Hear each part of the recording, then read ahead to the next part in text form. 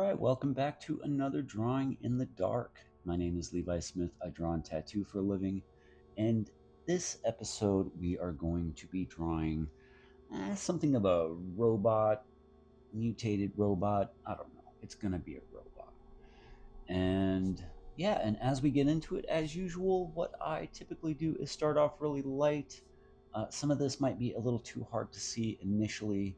I am trying to balance out my lighting with my videos, and also with this particular video, I didn't realize how bad the focus was until I sat down to actually edit the thing. And so as I block out this robot, I'm going for a little bit of a lumbering kind of action pose. I want this guy to look big and clunky, and to point out I really don't know where things are going or what exactly I'm going to do with this guy. I'm just kind of drawing here as we go. And as I prefer to, I'm using my Illo sketchbook and a ballpoint pen. So there's no erasing, there's no takebacks. We're just going to go all the way with this thing. So let's get into it. The lack of focus in this drawing here in this video is killing me. I just hate this. Makes it so much harder to zoom in and stuff, and it all just kind of blows out and gets fuzzy. I really am working to make sure that this is a problem that I don't continue for the next upcoming videos. But as the robot moves along here, and I've gotten all of the rough compositional stuff worked out, I slowly work in and add more details here and there, and just kind of bouncing around, dealing with each element, with each limb individually, building up these details and stuff just to play around. I have no particular style guide or design sense or anything for this guy.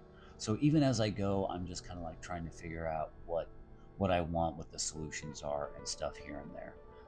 I did decide here at a point that the head should be like non-humanoid, kind of more like the robot heads that you would see in like the second Iron Man movie with all the drones, or something kind of, I don't know, just a militant, kind of like a sensor bay versus like an actual head in a humanoid kind of sense.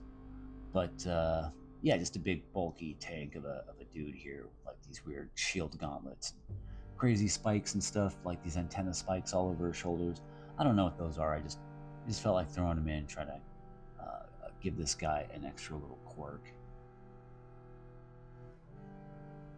I did have a lot of fun sketching this guy up though, and adding in the shading and stuff. This is kind of the stuff that's definitely more in my wheelhouse as far as drawing on the fly, without having to worry about using any kind of like reference or other materials and stuff. If allowed to sit to my own devices, this is the kind of stuff that I end up drawing. This and skulls.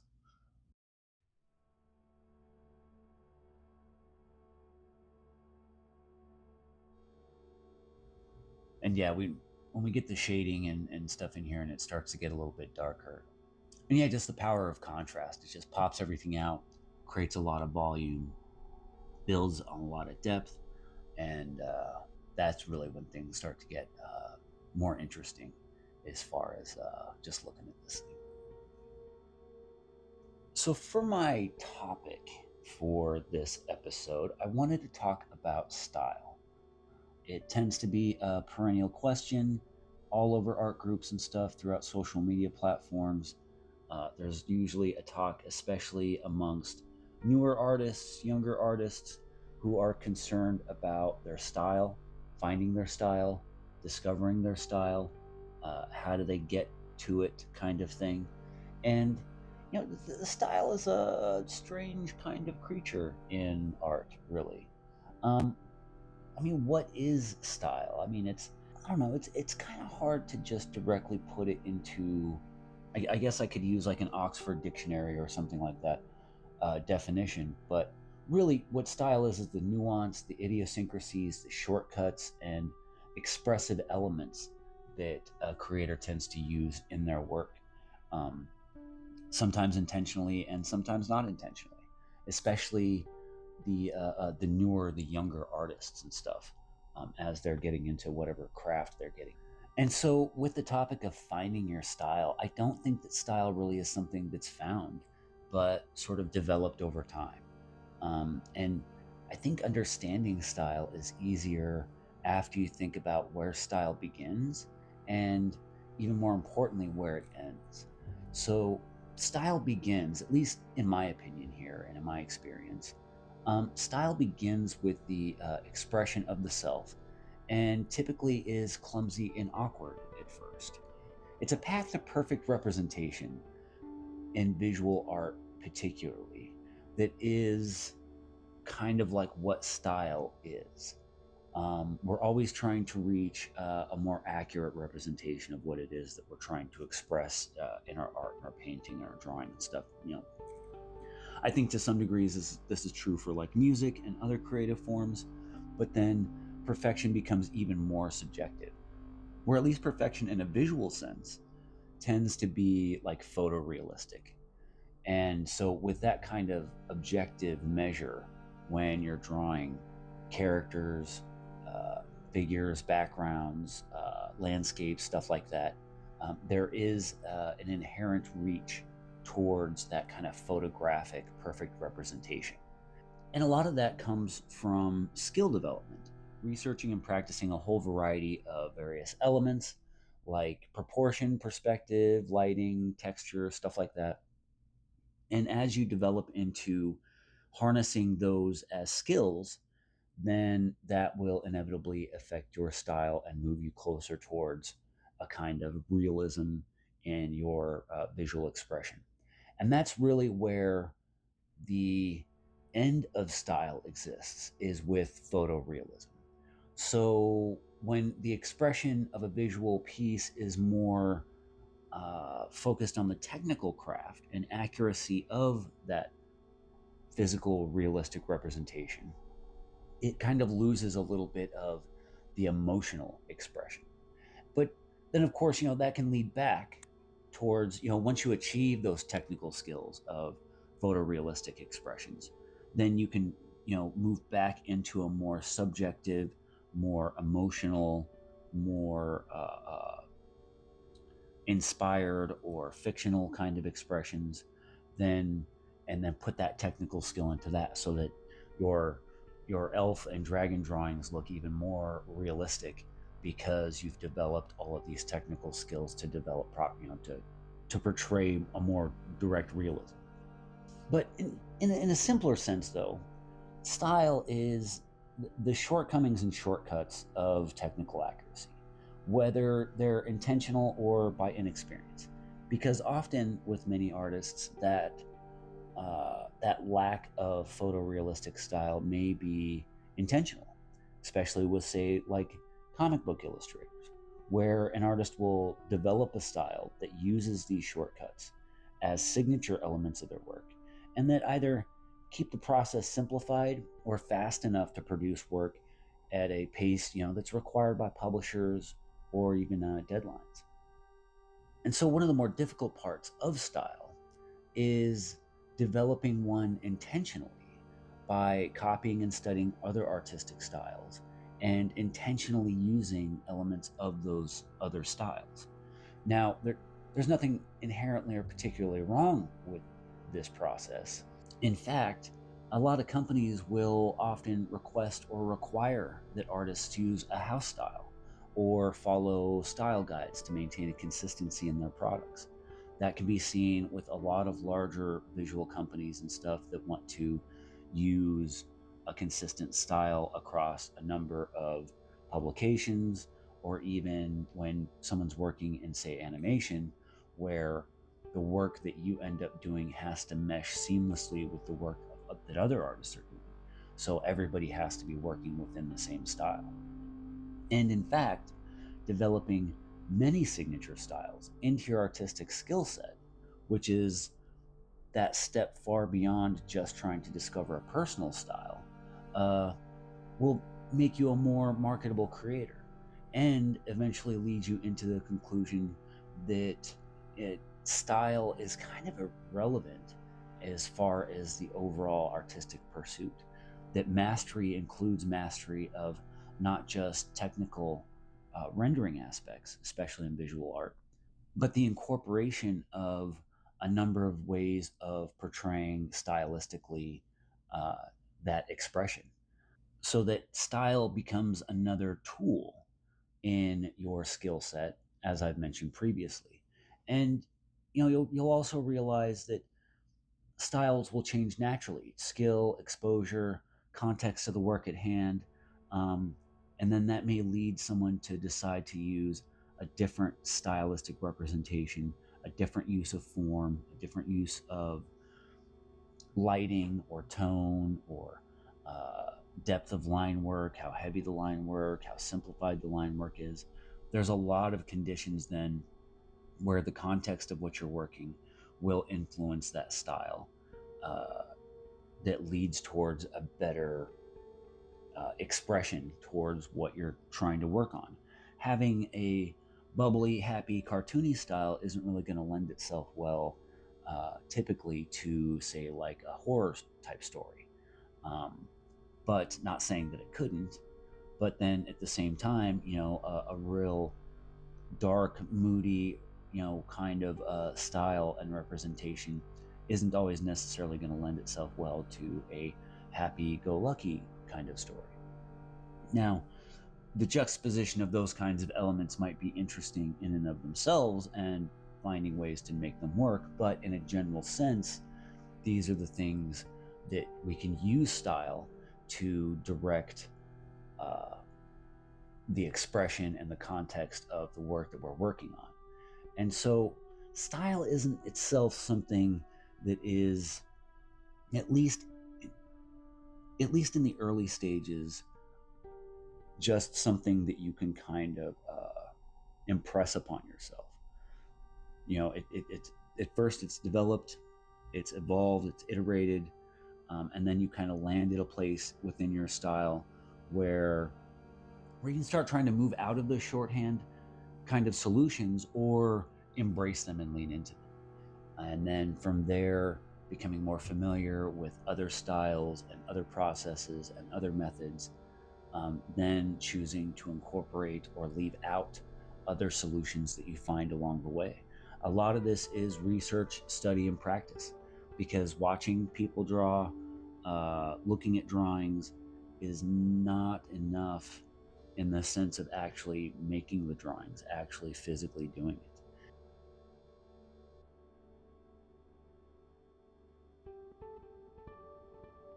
So that's that's kind of my whole thing with the pursuit of style, with the expression of style, and with the utilization of style as a tool, and what it means to your artwork. I mean, so with my stuff here, and you can even see a lot of it um, in this drawing.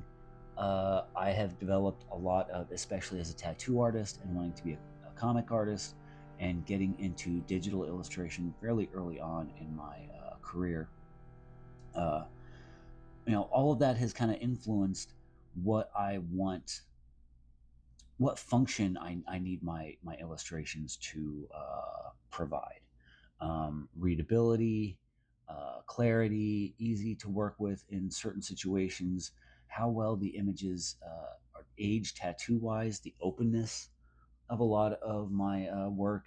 Um, in some ways, uh, as I've gotten into tattooing and doing some forms of digital illustration, I try to make sure that I leave room. I leave room for color. I leave room for shading. I leave room for highlights, um, especially in the volumes and in the shapes and stuff that I tend to use.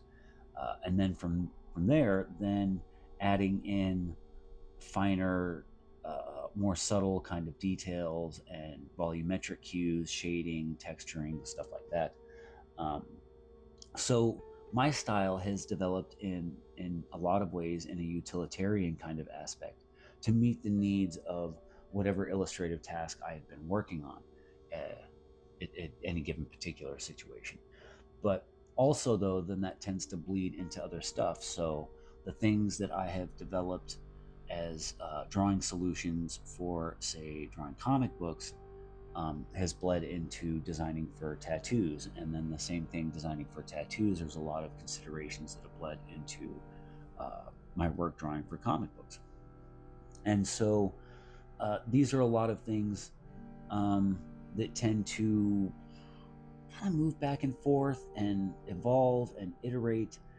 Uh, and a lot of this can be instinctual, a lot of it can be unintentional, especially in the earlier phases of a creator's journey, where then they will get to a point where they feel like they do need to be more intentional and deliberate with their stylistic choices and how they render stuff. So yeah, I hope that you found this interesting. I hope that this helps on your self-discovery and journey to find your own style, and maybe some of this will at least give you a basis of which to follow that journey. One of the things about my style, and especially with the ballpoint pen thing, is I I wanted to I wanted to go back to a rougher, grittier, kind of unpolished style for my own personal drawings, and also for the kind of comic books that I really want to make. And trying to do that with the development work that I tend to do for tattoos and stuff and digital drawing, it just ended up too clean, in my opinion, stylistically. And so going back to paper and using just a simple ballpoint pen and building the drawings up like as I do in these videos has really helped me to kind of rediscover and reestablish an old, grittier kind of style that I really liked when I was younger, and just kind of evolved out of it for utilitarian purposes. And uh, yeah, it's just something that I really like to get back to and recapture and include in a lot of my comic book work that I've been doing lately and stuff. I just like how it looks, uh, and I think it lends to the kind of storytelling that I'm hoping to do with my comics work.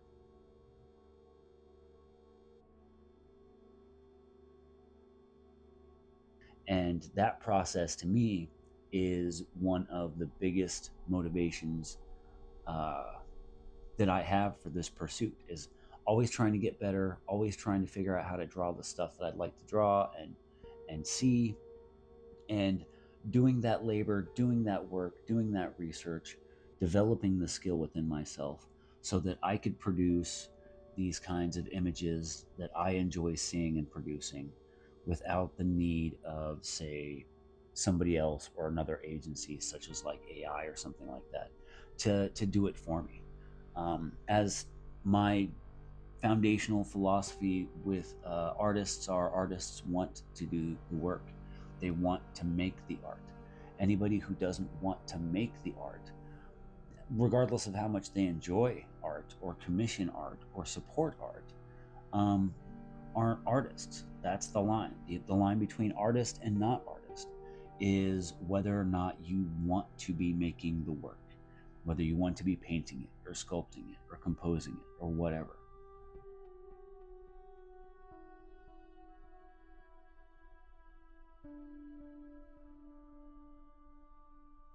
So here towards the end, I decide to use a little bit of a color pencil, and just a gray color pencil, and then just work in and blend out a little bit of a smoother kind of gray tone to the body of this guy, to his armor and stuff overall, just to give it a touch more volume and depth. And it's something that I really couldn't do this with the pen itself, but I really don't think that it's particularly cheating. I'm just really trying to reinforce some of the subtler, contrast and volumetric aspects of the figure itself.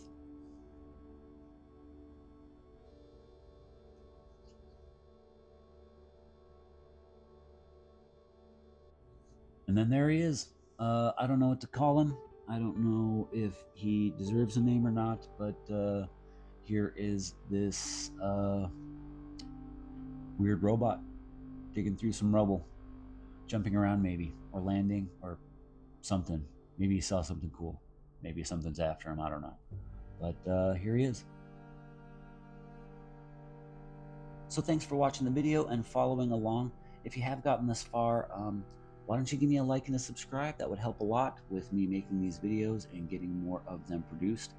And check out my Patreon page. The links are all in the descriptions. I've also got a Redbubble where I sell a variety of merch, stickers, t-shirts, all that kind of stuff. And yeah, I'd love to see you guys in the next one. So we'll catch you later.